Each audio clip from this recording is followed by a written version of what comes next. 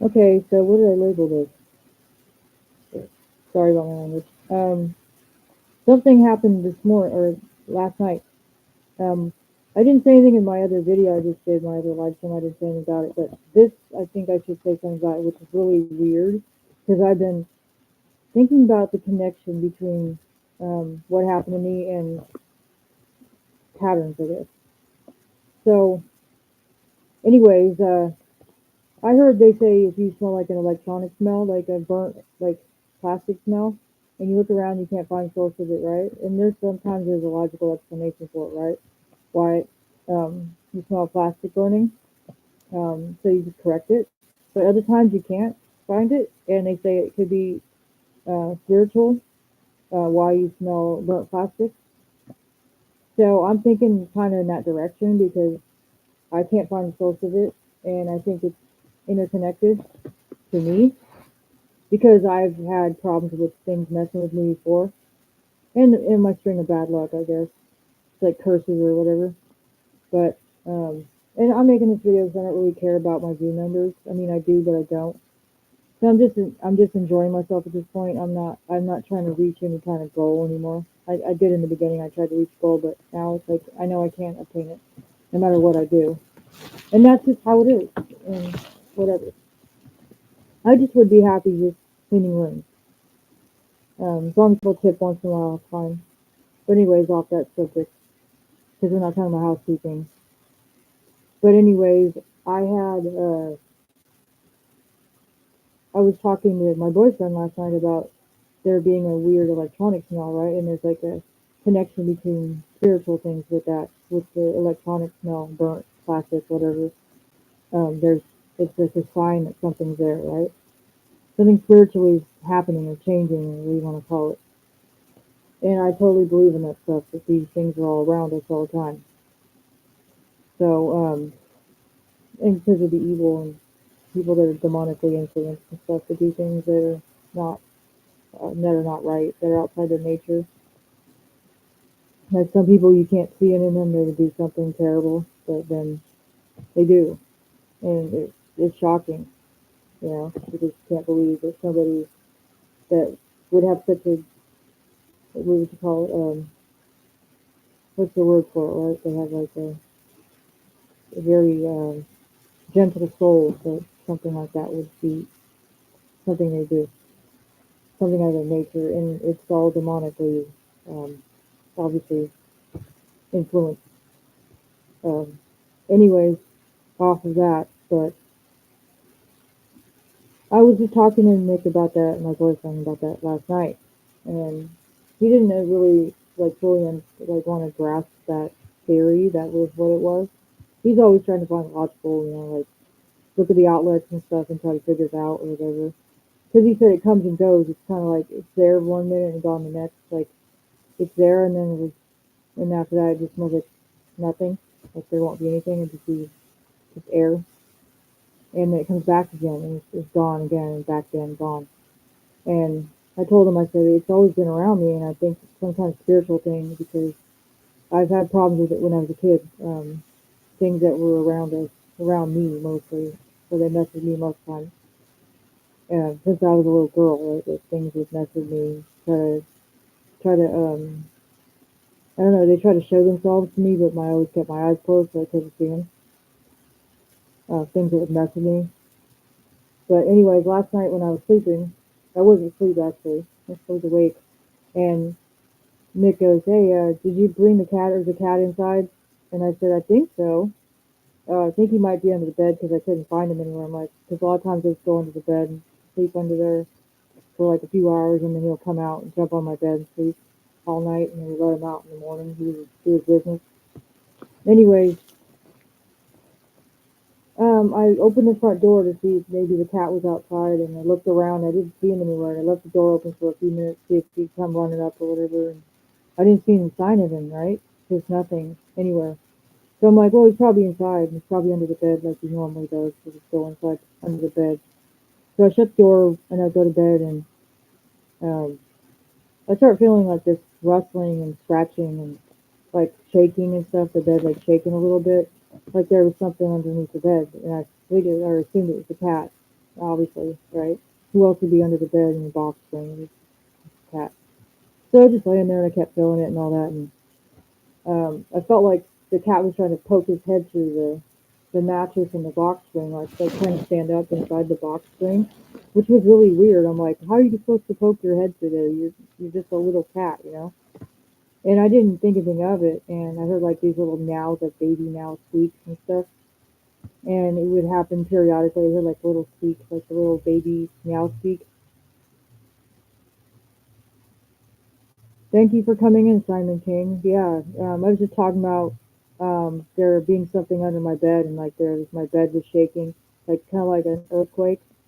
And I thought it was my cat that was under the bed, so I didn't think anything of it, and it kept shaking, and I heard these little peeps, like little meow peeps, like a baby kitten or something.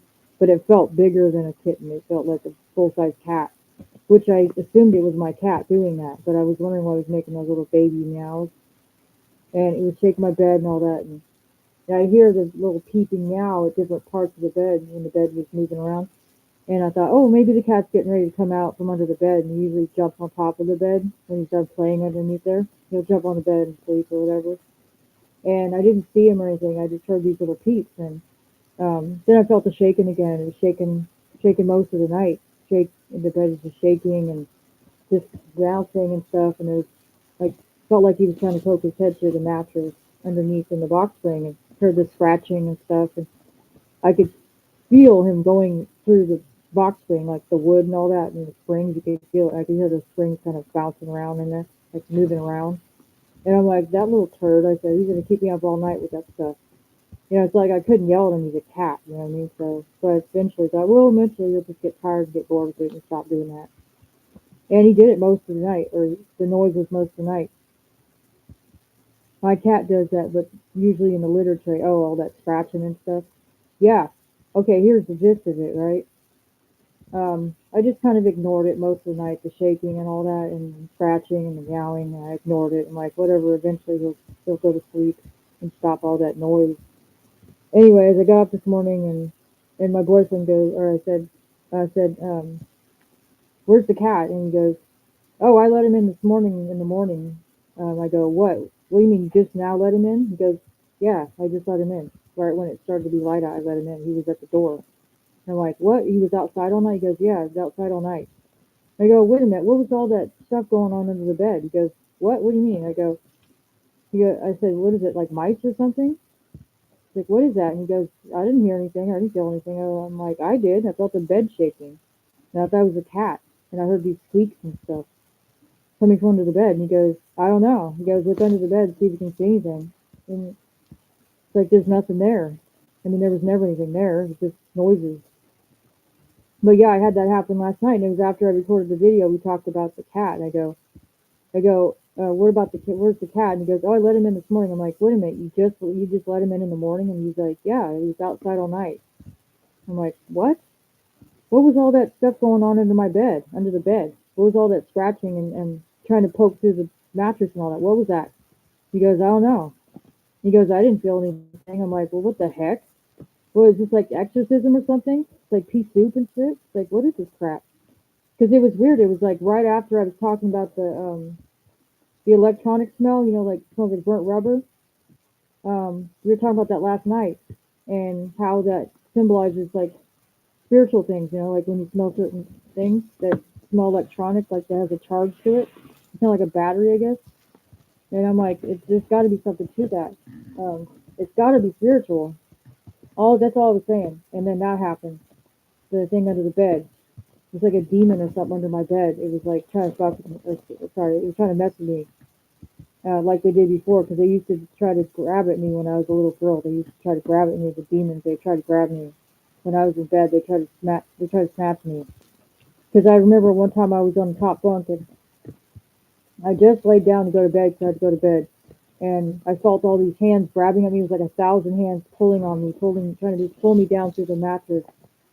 And I was screaming and whatever. No one heard me. And I looked under the bed at the bottom bunk at my sister, and she wasn't even moving. Like she was sleeping. She wasn't touching me. I thought it was her kicking me or something, and she wasn't moving. And I could still feel all these hands grabbing me, and I couldn't stop them from touching me. just all these hands, like 1,000 hands grabbing at me and pulling, trying to pull me down where I couldn't move and I would push against it. And I could still, even when I looked at my sister, I could still feel the hands pulling on me and trying to drag me down.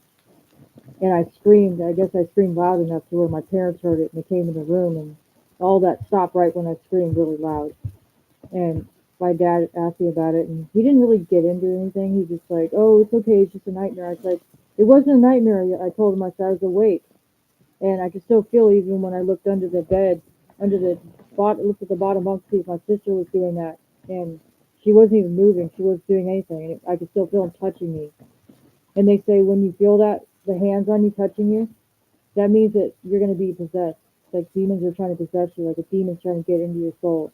When you feel hands touching you, watch your hands. It's demons trying to get into your soul.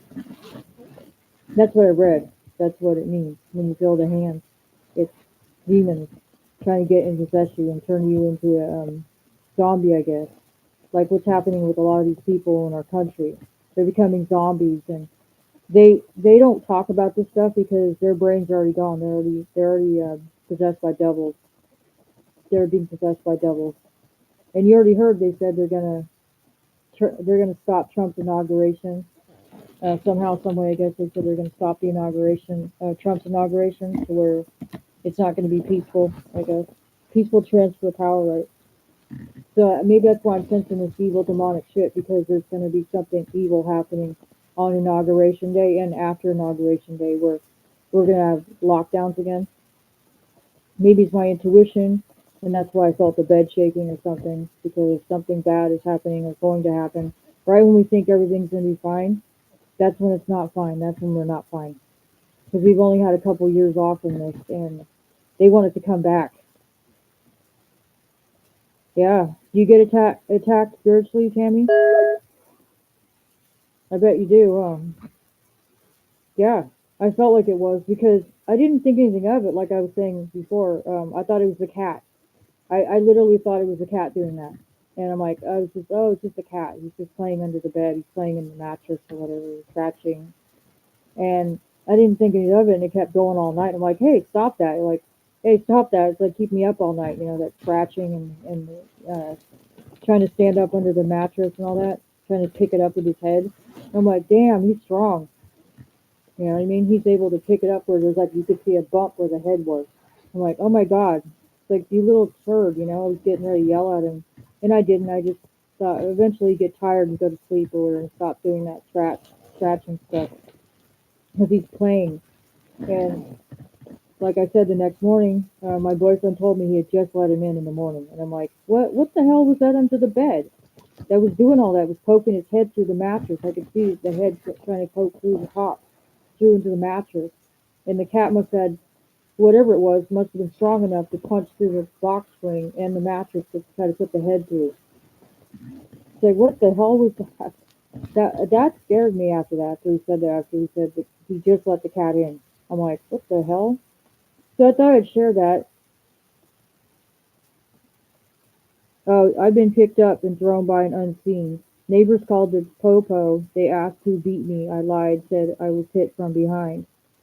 Oh wow, so the demon grabbed you and threw you? Was it speaking to you when it was attacking you? Was it speaking to you at all, like making noises or anything? Or is it just, it was just, you could feel it grabbing at you? Yeah, that was kind of weird. I was treated to the hospital. And they obviously you couldn't identify your attacker because your attacker was invisible, right? So yeah, it looked crazy when you try to tell them what happened. It'll feel like you're crazy, right? Like there's no way it was invisible. That was an invisible entity that did this. They're like they're looking for a suspect. I could see nothing, only hear and feel it. Right. Usually they don't show themselves, do they? You can't see them, but you can feel them and you can hear them. Like they used to rattle my door and stuff like that when I was a kid. They used to rattle the door and shake it and all that. Just those kind of things. Sit on your bed, sit on the end of your bed where you can feel them. Sitting on your bed, you can feel the weight of them sitting on your bed. And you're not even sleeping, but you can feel them sitting down. Yeah, breathing and growling too. Right. That's yeah. You're right, Tammy. That might have been what I was sensing too under the bed. It was like some kind of like kind of like a breathing, like a meow breathing, kind of like a beast under my bed, because we were talking about the electronic smell that comes and goes inside of our place we live here. That there's some kind of evil force or something that's trying to mess with us, because we've had nothing but so much bad luck in the last 6 months. Just so many bad things have happened, and just that feeling of dread, And then hearing on January something, 20th, 21st, or whatever, 20th, 21st, they're supposed to release some new thing, I guess, that's going to destroy Trump's presidency and make us lock down again. Maybe that's part of it. That the beast is coming, the demon, the Mark. You know what I'm talking about? Like Mark Zuckerberg. I'm talking about Mark Zuckerberg. Not about just someone with that first name by themselves, get it? But that's what's maybe coming, and it's almost like it's showing its ugly head. It's starting to, that the demons are coming to possess us, to take our souls. And the thing is, you don't give them your soul. Don't sell your soul out to the devil. And there's some things in this world that have not worked out for me, and I think it was for the best, because I definitely wouldn't want to sell myself out for the almighty dollar. You know what I mean? Go along with things that are evil to make extra money, and sell my soul to push things that are evil, like advertise things that are evil. Yeah, and speaking of that, this AI thing's like, let us use your content so we can teach AI how to moderate channels. I'm like, no, I don't think I want that. I don't want that moderating, helping me moderate my channel so they can learn how to moderate other channels. Yeah, they're like, let us do that so we can moderate other channels. And I just got that notice. I'm like, no, you guys are already too involved in my channel already. I don't need more help of you moderating. Yeah, they keep sending notices saying that to me, that they want to help moderate my channel, and that way it'll help other channels be moderated. I'm like, no, you're not going to use my channel as a model for other channels. Like use it for practice, like practice on my channel, so you can use it on other people's channels and moderate their channel and be a moderator for comments. No. And I even wrote that thing for the community tab where I said what happened to me this morning, or last night, last night. And I wrote it down as a post, community post. And it was all, let us help you write it better, write a better post. And it was like saying, laugh out loud and like that, trying to say it was funny. Because they think it's funny when you have a demon inside your room. They think it's funny. AI thinks it's hella funny. They think it's funny that there's demons trying to possess you or take over your house. They like that. So they were saying laugh out loud. It's like, no, it's not funny. It's sick. I don't want that crap around me. Yeah, they thought it was funny. They put laugh out loud. They go, let us help you with your post. And put laugh out loud. I'm like, laugh out loud was not part of it. It wasn't supposed to be funny. It wasn't meant to be funny. Like, oh, laugh out loud. You know what I mean? Disgusting. So yeah, I'm just trying to maintain my positivity, all that, as everything is going on, especially with my job situation, all that. I'm trying to remain optimistic. You know what I mean? Because if things don't work out with this other opportunity, I'm just gonna move on to something else. I'm not gonna put my eggs in one basket, because things happen, Because I've been hired before. One time I got hired. It was kind of embarrassing. I got hired at a hamburger joint in Fremont where I live, and the manager lady hired me, and she had me start out like cutting onions and tomatoes and stuff in the back, helping out the cooks or whatever. And I worked like one day, and she said, come in tomorrow at 10 and help us with prep and all that. And I'm like, okay. So I come in the next day at 10 to help them, and I was kind of nervous because I was still new to the whole thing and everything, and I wanted to fit in. And her boss, I guess the owner of the place, of the shack, I guess the burger shack, told her she wasn't allowed to hire another person. And she's like, sorry, Tammy, I got to let you go, because my boss told me that I can't hire an extra person or extra helper. And I'm like, oh my God, that's so embarrassing. And she did apologize, but that was That was really awful. I'm like, wait a minute. I had all my plans wrapped around working here. You know, I was like, I was gonna buy a new car. Like I was gonna buy a new brand new Porsche with this money I was gonna get making $3.25 an hour. I was gonna paint the town, red or whatever you call that. But no, yeah. So I'm trying to remain optimistic. I know everybody here is with all the crap that's going on. I hate saying that word crap, but it is. And I know if I keep smelling that electronic smell, that there's more evil going on um, around us. That it's trying to find its way in. It's trying to creep its way in and make us tempted.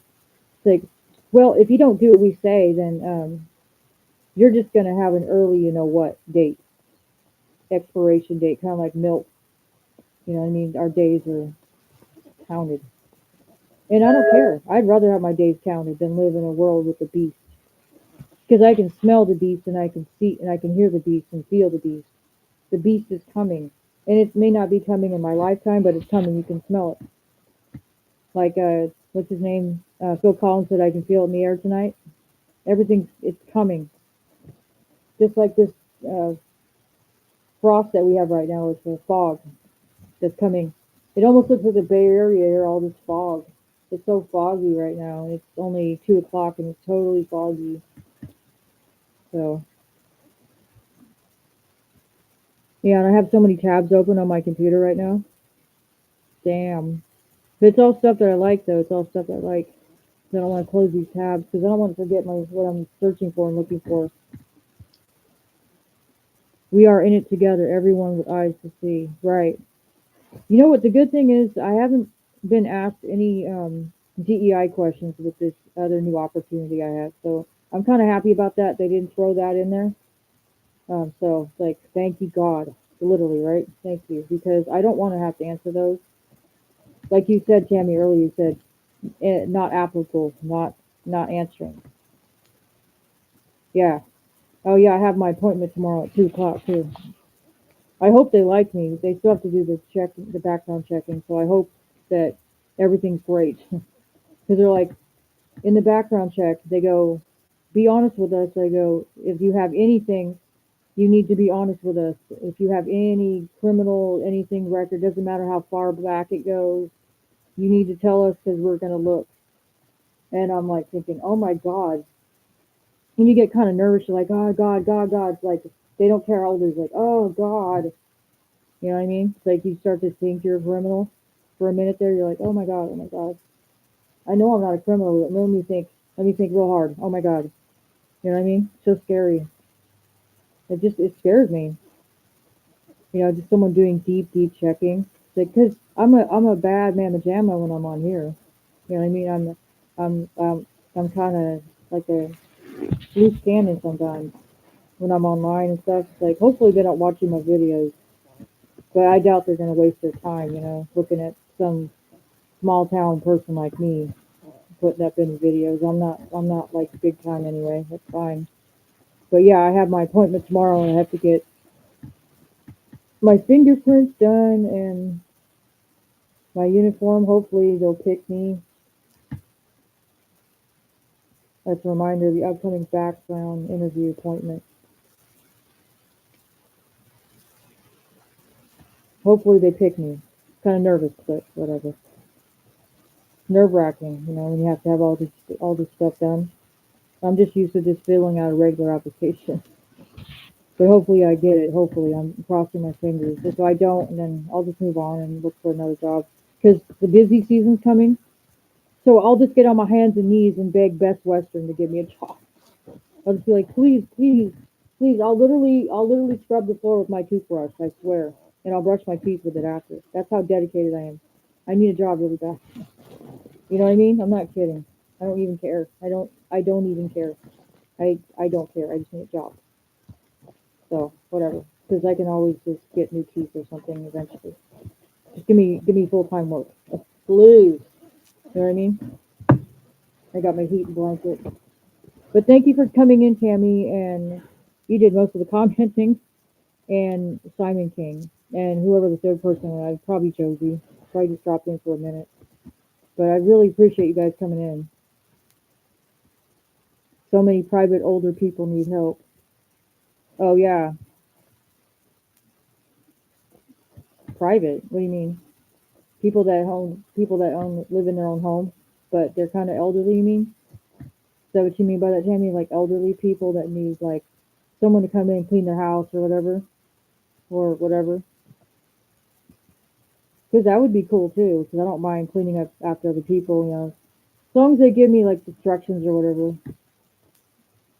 Yeah, elderly. So you saying elderly people that need someone to come in and help clean up their house, like do dishes or whatever, vacuum the floor, mop, do their bathroom, that kind of stuff. Whatever, right? Whatever they need done that they can't get to because maybe they don't feel well, but they want to keep their independence, right? That kind of thing. They just need someone to come in and clean up once in a while, come and clean the house up, so it's livable, right? And they can still get make a cup of tea and the kitchen's clean, right? That's all they care about. They want to like live in sanitary conditions, which is fine with me. Whatever. I mean, it's a hell of an idea, right? Yeah, you're right. And I don't mind doing it. I don't mind helping somebody clean up their house, where it's livable for them and they got their laundry done, their bathroom and the kitchen clean, living room cleaned up. You know what I mean? Everything dusted off of them in their living room and whatever, or wash their car or something, help them keep their things cleaned up. You know what I mean? Make their life a little easier. And I wouldn't charge them an arm and a leg. I'd make it reasonable where they could still, pay their bills and whatever, get their groceries. I just need a little bit of money. Just saying, right? Start your own business. I don't know what the laws are there. You know what the laws are? Is I don't care about the laws. I just do it just do whatever. Just um, pay me by the day, instead of like doing it the other way. It's like I'll just charge them a flat rate. I'll just be like, I'll charge you like $100 a day. I clean your house, And if you only need me to do one clean, like one thorough clean, like once a week, then okay, $100. $100. $100 for one day, and then I don't come in one day a week and you pay me $100 every time. I'd say that's fair. Yeah, and it's just one day. I started my own cleaning business in Florida for 4 years. Yeah, I'm trying. Yeah, I might exercise that right if I come across an opportunity like that where someone actually does need the help. I can do it because cleaning comes natural to me. Oh, no overhead costs except gas money. They just need to help you pay for your gas, and just like a flat rate, just a regular flat rate. So, because I can work with whatever cleaners you have in your house, like under your sink or whatever. I could just use whatever you have in your house. Word of mouth got me business, right? I used to help with move out jobs when people would move out and they leave all their junk and everything, and the house would be hella dirty. And we would clean it. My boyfriend would clean the house out of the junk, like the furniture and stuff, and take it to the dump because the owner would pay him for that, and I would get some money for the cleaning, and then he get the money for the junk removal. And he'd clean up the yard, and I clean up the inside of the house. So I clean the cabinets, all that, in the oven, the refrigerator. I clean all that up and thoroughly clean it. And they'd give us an allowance for cleaners and stuff. The owner would give us an allowance for the cleaners and give us the cash when we go to the hardware store and buy whatever what we needed to clean and stuff like that. And I'd clean it thoroughly with a bunch of oven cleaner. As long as it wasn't a self-cleaning oven, it was a regular oven, I'd just clean it. Either if it was, most of the time it was an electric range, and I'd clean it and whatever, clean the bedrooms, every last thing I'd clean it thoroughly. I'd clean everything. I got compliments on my work too, how nice and clean it was. Sparkling clean is what one of the owners said. That the house their rental was sparkling clean, and they were impressed with how clean the entire house was. It was like it's so clean they could eat off the floor. It was that clean, and even though it was like kind of crusty, old, linoleum and stuff like that, but it was so clean that they were actually impressed. Like it was like the 1970s, but it was like brand new, just installed 1970s. You know what I mean? Like everything was really clean. Like yeah, well I used a toothbrush on the sliding glass doors, stuff like that. With Comet and scrub, get all the grime off of the sliding glass door and nose prints from the dog, that kind of stuff, because they had a dog in there. You know what I mean? They didn't clean anything, and there was so much ash and stuff like that in the living rooms and the fireplace. Everything was super dusty and dirty. Yeah, they buy the cleaning supplies at each job, so you all you do is clean, right? You just bring yourself cleaning rags, right? You just take some old towels and cut them up into rags. Bring buckets, that kind of thing. Scrub brushes, whatever you have at your own house, you just bring it and just use it because you can always replace it. And, with your profit, just replace your stuff. Yeah, I've done more than one move out job um, where they had like 5 tons. Oh my God, it was so gross. One we did. They never took their garbage out, right? And they just put it on the deck. And there was so many flies and maggots in there. And it was like liquid garbage. And my boyfriend like threw up when he moved one of the cans. It was so heavy and so full of maggots. When he lifted the lid, it was disgusting. Like, and he had to haul it up this hill. Like, it was like at a slant, like a hill, because it was like a duplex or whatever, and it was at the bottom. The one we had to clean was on the bottom, and there was so much maggot and flies everywhere, just flies all over the deck. And he had to take all the garbage away. And I was cleaning out the kitchen, all the stuff, leftover food in the cabinets and stuff. There was so much oatmeal and beans and stuff in there. It was just 5 tons of everything. Refrigerator was full of food. I just put it in big industrial garbage bags, fill those up, and then I had to run those up the hill, up the slanted stairs that went up to the driveway. I had to run all that up. He had to run all the garbage up, and he was like barfing to the smell and then the maggots. He was just throwing it because the visual of it, because you could see the maggots wiggling around in the liquid food. It was just disgusting. You know what I mean? It's like, my God, this is horrible. And they had like, just they burn holes in the carpet and stuff. And that's the one that I cleaned thoroughly. That one I cleaned really good. I cleaned it thoroughly. I touched every base on that one, everything, the oven, everything. And they had all these wet clothes on the floor, like soaking wet clothes, all on the floor, and they were all mildewed. And it was just piles of it, mildewed clothing. And I had to put gloves on. We had to wear gloves and all that, and put all the mildewed clothes in the bags, garbage bags, haul those away. Just mildewed clothes, wet, mildewed clothing, just everything, just disgusting. And the bathroom was full of mildewed clothing, like full of just piles and piles of mildewed clothes that were wet. Like they deliberately did that. I think they did that on purpose. Like they left hella wet clothes in there, just soaking wet on the floor and carpet. And we had to remove all that. And it was heavy because it was just so saturated with water and maggots and grease and all that. I cleaned for an elderly drunk woman. I did her shopping too. She was a mess. The bathroom had maggots coming out of her toilet. Oh my God. Oh, that's gross. Yeah, it's where you have to hit the toilet more than once.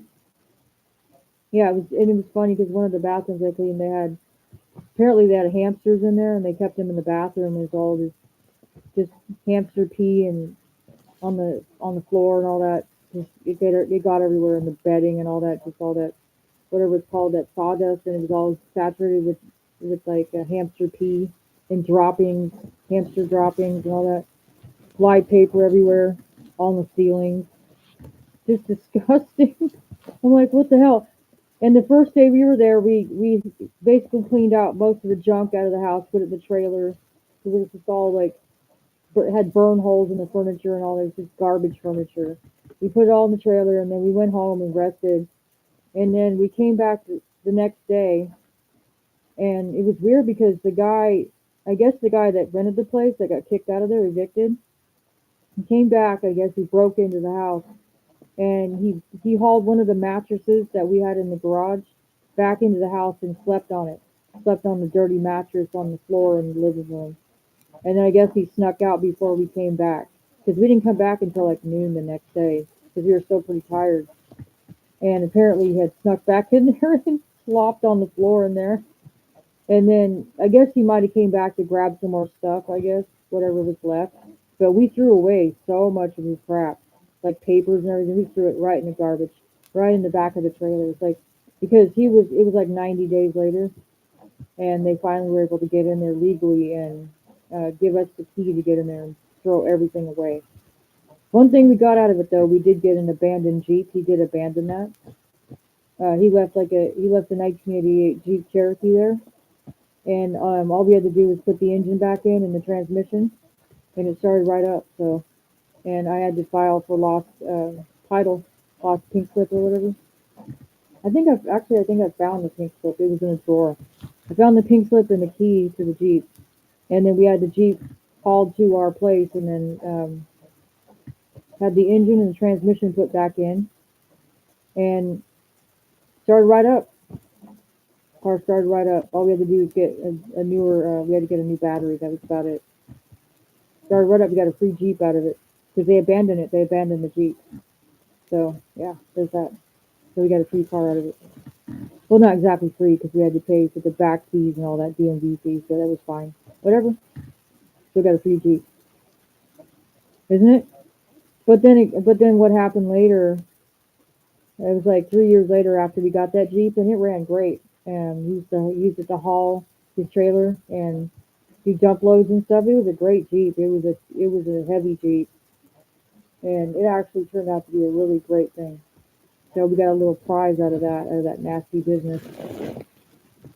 Anyways, that Jeep got totaled because our neighbor crashed our Jeep through the wall. She came home drunk. She crashed it through the wall and totally destroyed our Jeep. It really sucked too. So that was into that Jeep. Whatever, it wasn't meant to be ours. We had it for a few years, and then it got totaled. But it was parked too. It was parked in our parking spot, and our crazy neighbor crashed it through the wall. So yeah, that's old news. I have it on my YouTube channel back in 2000. I think it was 2018 when she did that. When she smashed it to the wall and totaled that Jeep. It was a classic too. It was considered a classic because when they did the estimate on it, blue book value, they labeled it as a classic Jeep.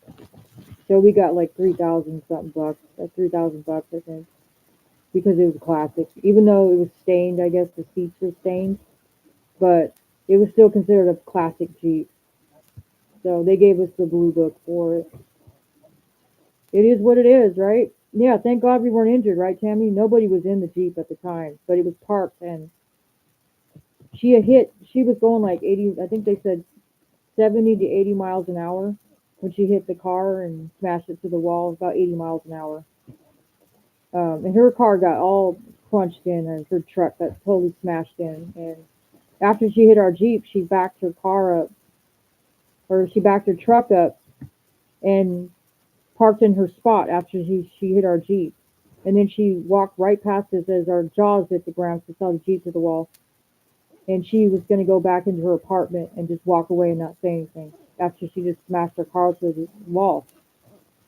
And it was funny because she lived right above us, so it was really weird. She got arrested though. We called the cops and she got arrested for a DUI. She was drunk when she was driving, totally smashed drunk. And then she got out like 4 hours later. She got out of jail 4 hours later. She bailed herself out. She was out in 4 hours and she was walking the streets without a car. Obviously, she totaled his truck because the tow truck came and got it right away. It was totaled garbage. So yeah, she was out in 4 hours and back up into her apartment, blasting music. Not a care in the world. Didn't give a damn about what she did to us. And our car was just sitting in the driveway, completely totaled garbage. And the tow truck company wouldn't get it because it was still attached to the building. I guess it was sticking out of the wall. So they said it was the insurance problem to figure out what to do with the seat. It was just a nightmare because they said it did property damage, so it was a totally different insurance thing. They said to leave it there for the insurance agency to do the estimate. So yeah, it was terrible. She just went back to her apartment after she got out of jail. She walked back to her apartment, went inside her apartment, was blasting music. It was the middle of the night when she got back because it was 4 hours later. And anyways, my boyfriend went upstairs to, I guess, yell at her and say, "Why the hell did you do this to my Jeep? Why the hell did you do this? Why did you do this?" And why aren't you even sorry? You not even say you're sorry about what you did to our car. You know, and you could have killed somebody. She could have hit someone with that. She could have hit someone driving like that, because that was a dead end where she was, where she hit our Jeep was at the dead end, and she was going way too fast, almost 80 miles an hour. That's what the cops said. They estimated about 80 miles, almost 70 to 80 miles an hour. And he's yelling at her saying, "Don't you have anything to say for yourself? Aren't you even sorry about what you did to our car or anything, or that you might have endangered other people driving like that on this road with the, you know, with families and stuff that live over here?" She didn't say anything. She just tried to kiss. She tried to kiss my boyfriend on the mouth. That's what she did after she hit our Jeep and she got out of jail. She kissed him on the mouth. That's what she did. Yeah, she kissed him right on the mouth. And then he walked downstairs and he goes, "I didn't tell you right away because I didn't want you to get mad that she did that to me." Yeah, it is. That's right, Tammy. It almost was, because she didn't care about if somebody was either in the car or someone was near the car that could have got hurt. And she hit it so hard that it pushed the metal table through the wall. Like, there was a metal table we had in front of our Jeep. It was a metal outside table, and it hit it so hard that it pushed that table through the wall, went right through the wood, smashed it right out the back of the wall, and it hit our stairs. It smashed into our stairs. It like hit the metal stairs. That table, it flew through the air. I'm surprised it didn't come flying through the air and hit someone. Yeah, she didn't even care. She didn't care. She didn't care at all that she had done that. She had no regard at all for what she had done. And the thing is, she did eventually leave because she got pushed out. The thing is, though, she got a DUI like a year later, and I read it in the paper that she got another DUI. She was driving around drunk again a year later, and she got arrested again for DUI. And I found out she has a trust fund. Her mom, I guess, left money to her, and she gets allotted amount every month to live on. And she worked in Walmart too, but after she got the DUI from hitting our Jeep, she got fired from Walmart. Walmart fired her right away after they found out about the DUI. But the thing about that was weird. After she got the DUI or whatever, the rest got the DUI, and then she got out of jail right away within 4 hours of her out, because she paid the bail. It was like 10%, whatever. She got out, and within 1 week, she had a rental car. Her insurance company gave her a rental car, and she was driving around. She was able to drive around with a suspended license. Um, hmm, hmm. And we couldn't get a rental car. My boyfriend couldn't get a rental car because the Jeep was in his name. He couldn't get a rental car. He wasn't able to get a rental car, even though we were the victims. He couldn't get a rental car because they said he owed back child support, so he couldn't get a rental car. So they gave her, who has a DUI, a rental car to drive around, even though her license is suspended. Try to make sense of that. You can't. You can't make sense of it. You can't. And I remember calling the insurance company because they hadn't come out yet, and I said, "Are you guys going to come out and do an estimate on the Jeep and the whatever the damage to the property or whatever?" And they were being all rude to me and saying, "We'll get to it when we're ready. We're not done assessing the damages." They were just mad because she had the same insurance we had, the same insurance company, and her insurance company paid her for her damage and her wrecked Jeep, her wrecked truck. She got the money from her truck, or she was getting a check, and she got a rental car. But yeah, we couldn't get a rental car, and we didn't. They weren't coming out to do the estimate on our car and the damage to the building. They drug their feet, and my boyfriend gave up calling the insurance company, asking if they were going to come out and do the estimate on the damage to the Jeep and the building, I guess, both estimates, because her insurance company have to pay for it. And they drug their feet on it. They drug their feet.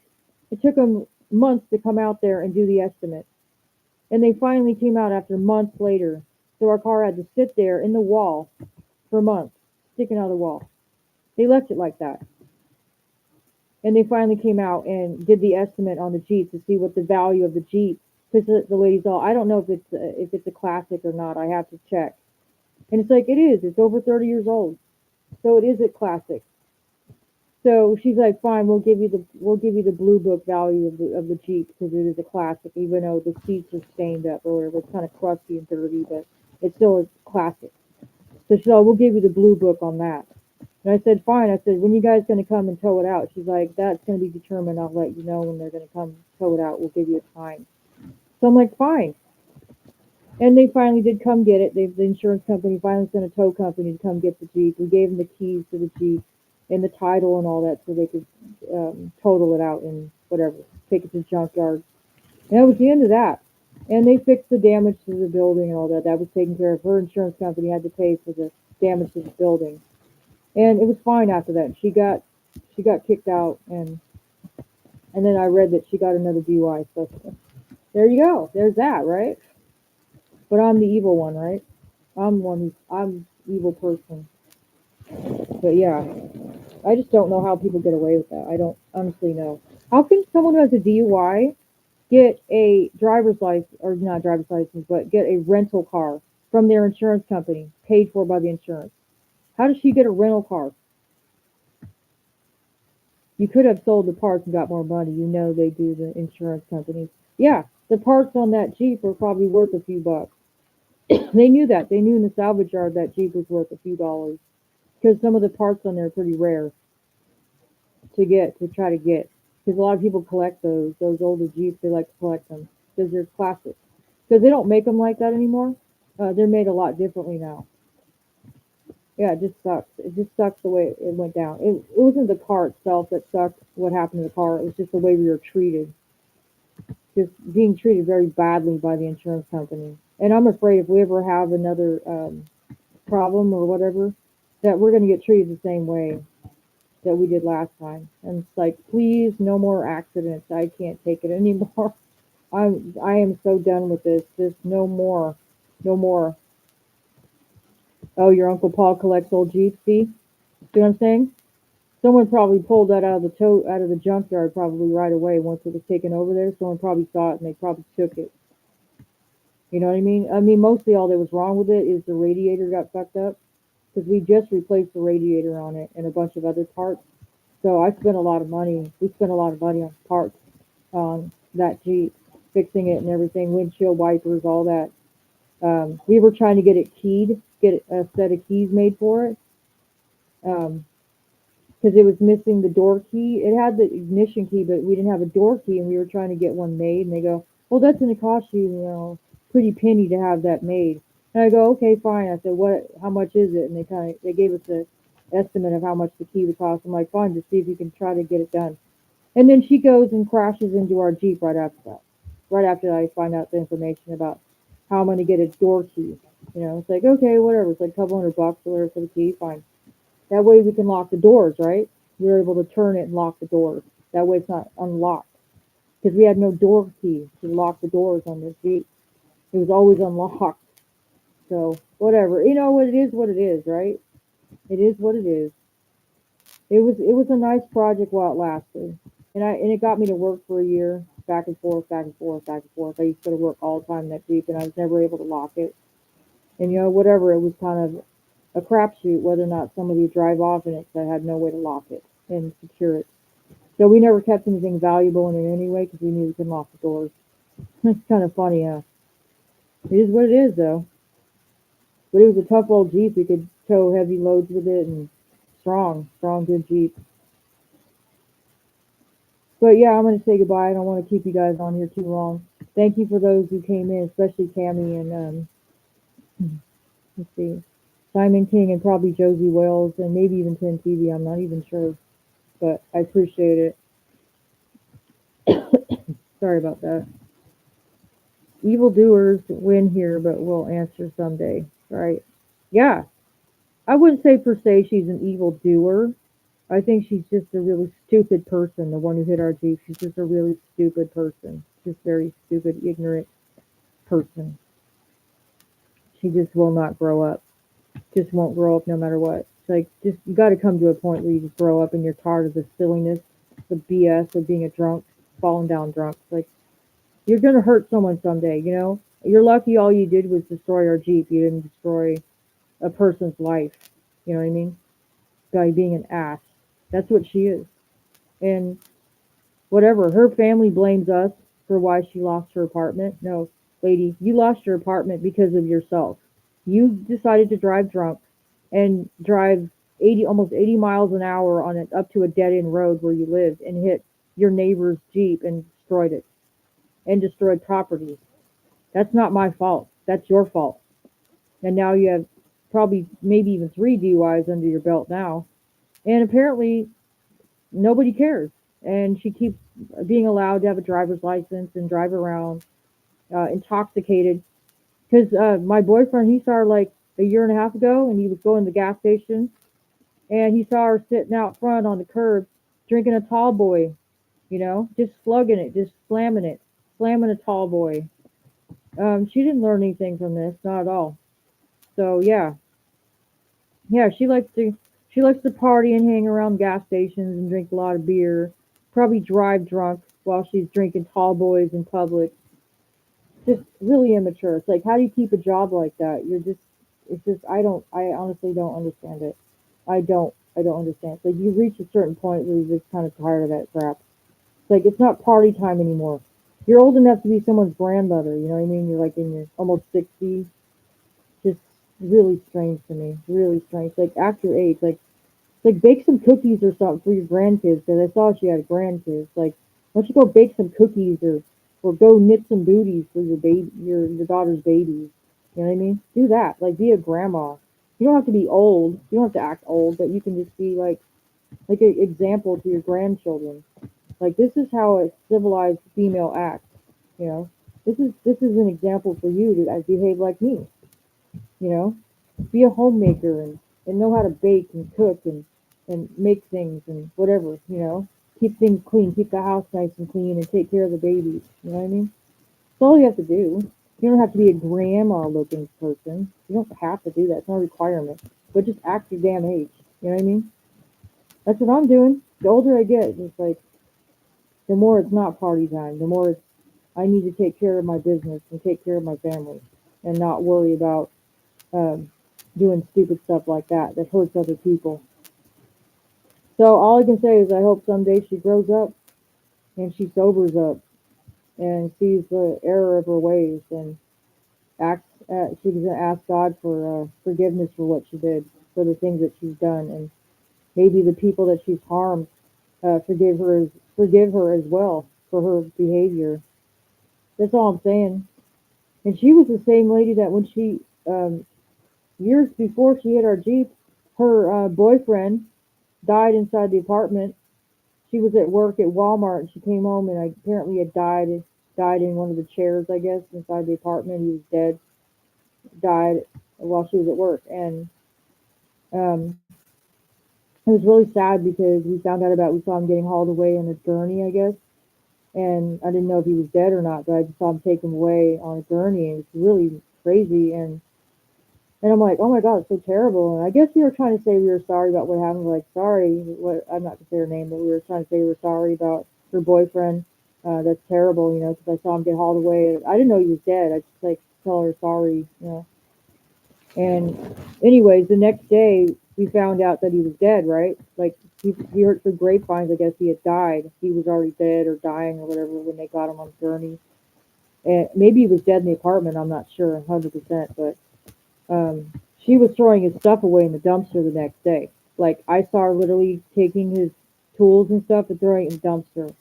Like the next day after they took his body away from the apartment, and she threw away everything in there. I guess the beds, everything, all furniture, threw it all in the garbage. His tools, his clothes, everything. The next day, it's like, oh my God, that was supposed to be your long-term boyfriend. Like he was with you for like 20 years or something and you just threw everything in the trash, like his tools and his like saws and stuff. And I looked at his trash, and it was all his stuff, like clothes and saws, and like screwdrivers and stuff, all sitting in trash. I'm like, oh my God! And I started like walking more stuff over there, like it looked like industrial stuff she was throwing in the trash that was his. I'm like, oh my God! It's like, why didn't you like call his family to see if maybe they wanted his stuff? Like she was throwing away his clothing and stuff and his tools. Like, oh, I couldn't imagine moving on that fast. Like the next day, it's like he was your boyfriend for like 20 years. Like you don't feel sorry for him. You don't like you're not grieving him at all that he died. That's crazy. And after he died, like shortly after he died, she threw all his stuff away. Like the next day, threw his stuff away. She was all celebrating and laughing and smiling and eating McDonald's and stuff, and throwing all his stuff in the dumpster. Like she already basically moved on without him right away the next day. And she started being a lesbian after that, like with a neighbor. Her and this girl started making out with each other in front of everybody at the apartment. Like within a week, she was making out with her girlfriend at the apartments after her boyfriend died, and threw all his stuff away and was eating McDonald's and celebrating and playing happy music while she was throwing all his stuff away. It was just crazy. I'm like, oh my god. It's like, God, you could at least ask his family if they wanted some of his stuff, like his tools or whatever, his clothes. Like maybe look through his stuff before she threw it away. Like at least give his family a chance to look through his stuff. Like see what they want to take. Like, hey, like a month later, like, hey, do you want to take some of this stuff, like his tools or whatever you guys want to take? I know it's your dad or whatever you want to take stuff because I might be moving out and I can't take all this stuff. That's what she could have done.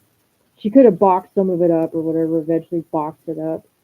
And maybe his family could have looked through some of it, see what they want to take, and they say, okay, whatever you guys don't want to take, I'll just donate it or whatever to a charity or something, like the rest of his stuff. No, she just threw it in the dumpster. She didn't even like look to see if maybe some family wanted some of his stuff. She just threw it away, threw all his stuff away, his power tools, everything in trash. I know, isn't that suspicious? And people were talking about it too at the apartments. They were talking about how weird that was. Like maybe she had something to do with it. Why he didn't wake up when he was sleeping in the chair while she was at work. Why he didn't wake up. My mom kept all my stepdad's things. Exactly. Like if you still love somebody, you don't want to part with any of their stuff. Like you want to keep something that's them with you at all times. With you. It helps keep them alive. You know what I mean? You want to keep something from them that's theirs. So you never forget them. It could be a jacket or something, or I don't know, whatever it is.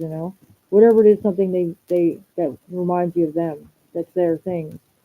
My mom, she kept some of her mom's stuff in the closet, like her clothes. Some of her clothes, my mom kept some of her stuff in the closet. And every once in a while, she'd look at it to try to remember her, because that's all she had left of her was some of her clothes, I guess. And I bet she still has them too, like her clothing. And she'd get kind of sad when she'd look at it, look at the clothing. But that's all she really had left of her was some of her clothes. But you know what? Your spirit goes to God, so it doesn't even matter about those material things. Because all you have is your memory in your heart.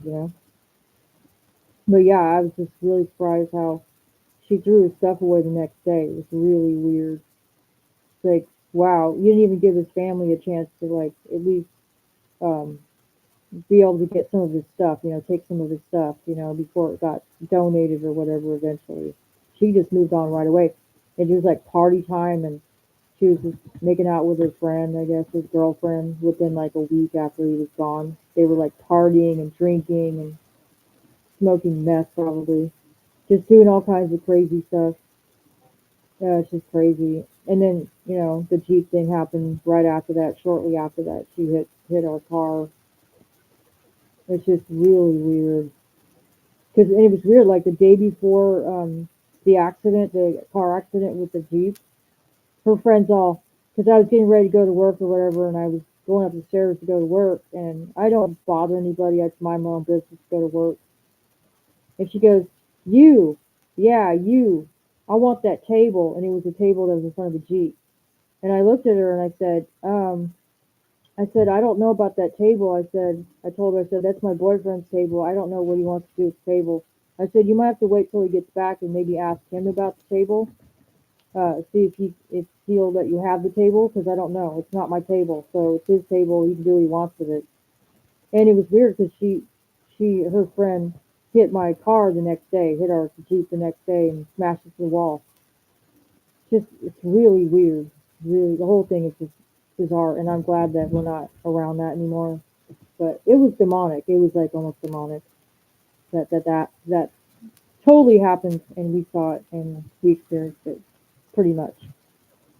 So yeah, And that's just a fraction of things that I've gone through. That's just a small little sample of what happened. Yeah, and I'm glad I'm not around those people anymore because that was extremely disturbing. Oh, what happened with the car and that woman's boyfriend and all that, and then all that, just the whole thing, and then being swatted and all that. I just wow, you know what I mean? It's just insanity. I'm just trying to move forward. I hope things can move forward from here. I'm tired of regressing. I just want to progress to another level of maturity. I don't want to be around immature people anymore. I'm just really tired of it. Like I'm not 20 years old anymore. We don't sit around drinking 40s and stuff and what do you call it, peeling out and all that, burning your tires up. I don't do that crap. It's retarded. I'm too old, and I wouldn't do that anyway. You know how much tires cost? It's just stupid. It's like you got to take care of your stuff. You can't be smashing it all up and destroying property. It's just really stupid, immature, especially when you're like 60 years old and you're still doing that. Yeah, I'm not judging anyone that smokes weed. I don't care about that. I'm talking about people that smoke meth and stuff like that, that do illegal drugs, that and then they hurt their family. You know what I'm talking about? No, I have cannabis over here. I have that CBD oil, whatever. I do that, so I ain't saying nothing about that. Because I say if you're in severe pain, you have every right to be out of pain. It's called being humane to another person, is allowing someone to have that. They should never take away that right. Oh, bathtub drugs, right. Exactly, they cook it in the bathtub. Yeah, seriously, right? And you could make that stuff just about anywhere. You've probably seen the show Breaking Bad. It's all that same crap. It's just chemicals, right? You mix like oven cleaner and stuff like that, and it's just really sick. Like some people inhale the toxins from the aerosols or whatever to get high. It's just really sad that people do that to themselves. Oh, Breaking Bad. It's a show that used to be on cable TV. You can get it online, I guess, if you really want to watch it. It's not. It's a really good show, but I don't agree with um selling stuff like illegal stuff. But it has a good storyline connected to it. It's got a lot of. It's kind of like a soap opera, sort of, but it's like a soap opera for guys. But yeah, it's nasty. Those people are sick. Right. People that do that stuff and make that stuff, yeah, they're low quality people and they don't care about the harm they're doing to other people that are doing that stuff. And all it is, they say, is just glorified coffee. It's just like drinking a lot of coffee, I guess. You have like a lot of jitters and stuff. It makes you have full of energy. And then they crash for like 3 days. And then basically things go to hell right while they're passed out. And there's like 500 projects unfinished, like projects everywhere, projects. Like you'll know you're in a place where there's a lot of meth heads because there'll be a lot of car parts everywhere and stuff undone. Or the house will be sparkling clean, like the person cleans incessantly to to the point where they're scrubbing everything with a toothbrush. Like I said, I'm so desperate for a job. I'll clean a room with my toothbrush because I want a job that bad. Because I'm not a lazy person. I'm not naturally a lazy person. As long as you give me a set of instructions, I'll work. I'll do whatever you want as long as it doesn't have anything to do with immoral stuff. I'll do any manual labor I have to do to make money. Just saying, right? Coffee makes me calm. Too much will put me to sleep. Yep. And I find coffee a lot better than alcohol. It helps me think better too. When I drink coffee, it makes me think better than alcohol does. Alcohol, I think it just makes you more depressed and more angry about stuff. And it's just an endless cycle, and it never goes away. There's nothing wrong with having a glass of wine once in a while. I'm not saying that. You can have a glass of wine or small drink or whatever once in a while. Celebrate, but don't abuse it. You know what I mean? Don't use it to bury your feelings and bury your problems. It doesn't work. You can't find the answer in the bottom of a bottle. I've read that one. That's what I've heard. So, anyways, I think I've got off track. Right, the beginning of the video was about that scary thing that happened last night, which wasn't scary at the time, but it is now. Now that I think about it, that was really weird. Hopefully, it doesn't happen again because they say if it keeps going, That means that you're having a problem with demon possession or demons in your house. I'm like, no, screw that. I'm not going to be part of a mini series of phenomena. I don't think so because once those things attach themselves to you, they don't go away. They say poltergeist and a haunting. They say a poltergeist is, I think they said, connected to an area. A haunting is someone who's being harassed by demons or whatever. That's a haunting. I guess it's like two different definitions. Yeah, that's what my boyfriend told me. He said pray and hopefully it goes away. It never comes back because you definitely don't want that in your life. They say stay away from Ouija boards, that kind of stuff.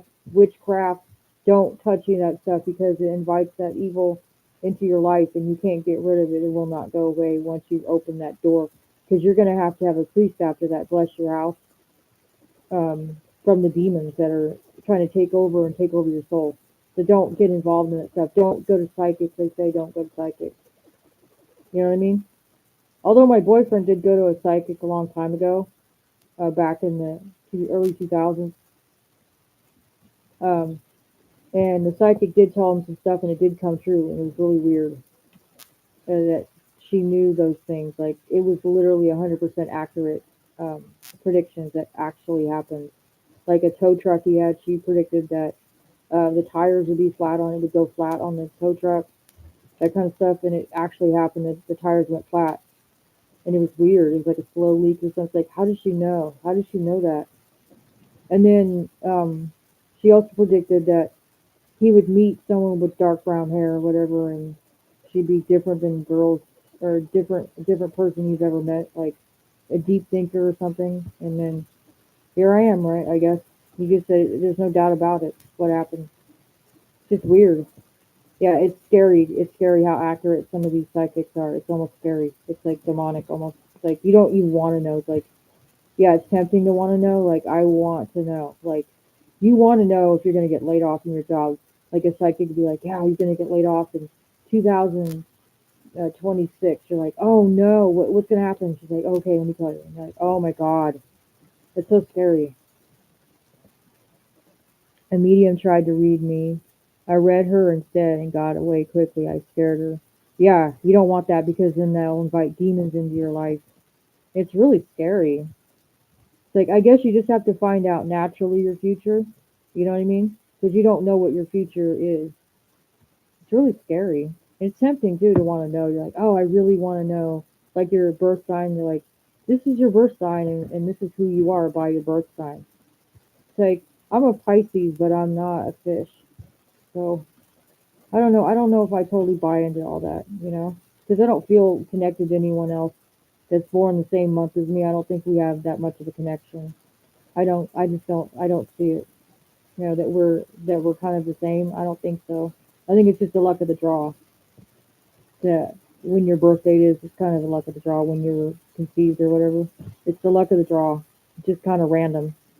You can plan babies, but sometimes babies just kind of happen. I don't know if I believe in birth signs per se. I think it's just you're just an individual, just you.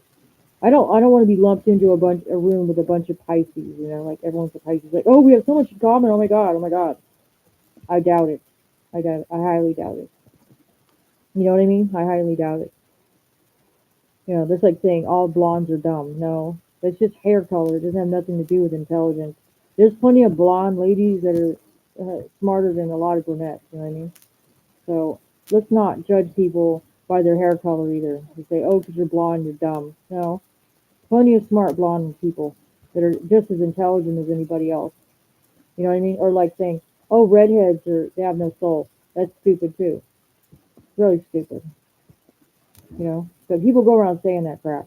So, and I have a lot of redhead people in my family, so that's not true. They have plenty of soul, and they have a lot of spunk.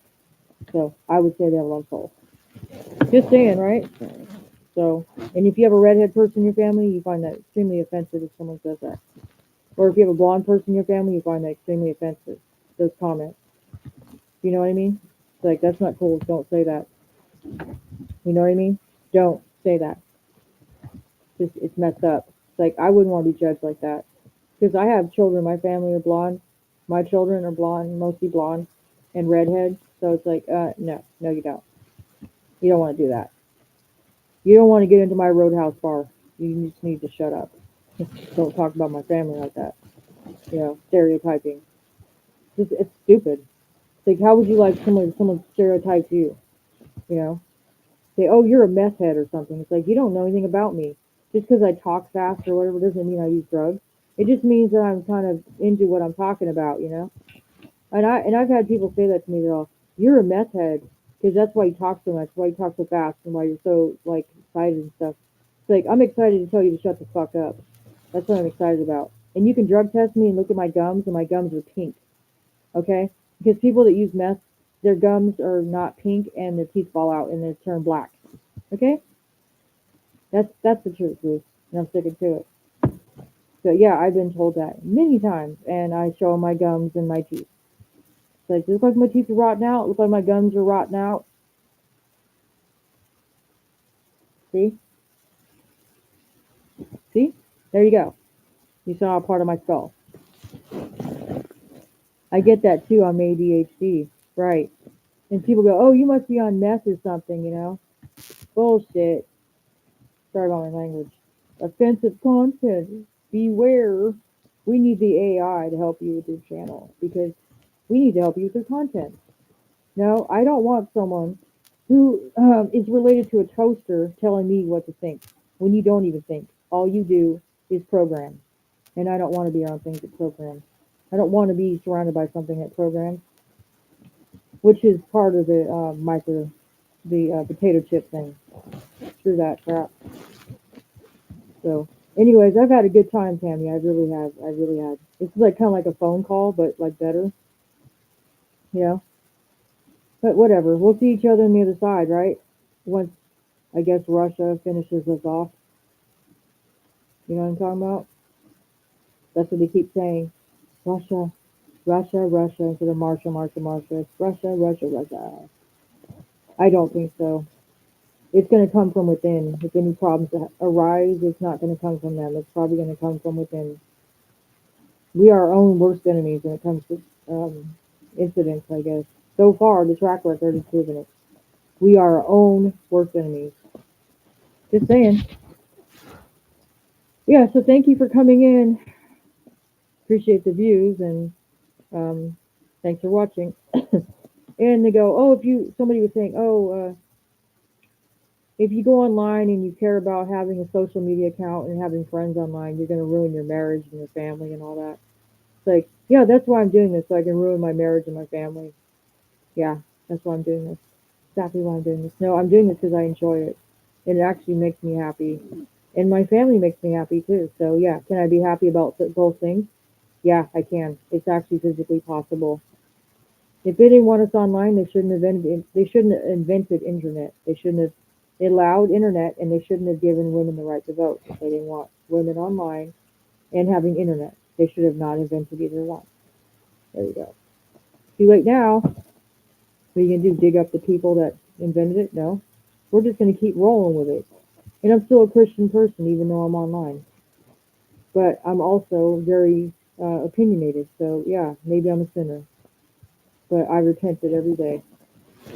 And I observe and I see things and I'm involved and I understand and I work hard and I take care of my family and I work hard every day to try to do that and hopefully I get a job. So anyways, I appreciate you coming in and listening to my video. Hopefully it wasn't too offensive, I guess, to the powers that be, but I wasn't trying to be offensive. I was trying to be truthful because I'm a human being made in the image of God and I came from the rib of Adam. So I'm meant to be here. So, anyways, I appreciate the views. Thank you, Tammy and Josie, and I know it was Josie here. And he doesn't come in very often, but thank you, Simon King, for coming in. Appreciate it. This is just kind of random, and I love making videos despite of the censorship. It's just actually kind of fun. It's kind of like a diary. So, thank you everybody for coming in. Have a nice. What time is it? 3 o'clock here. If it's Eastern time on your side. Have a good evening, and bye bye, everybody.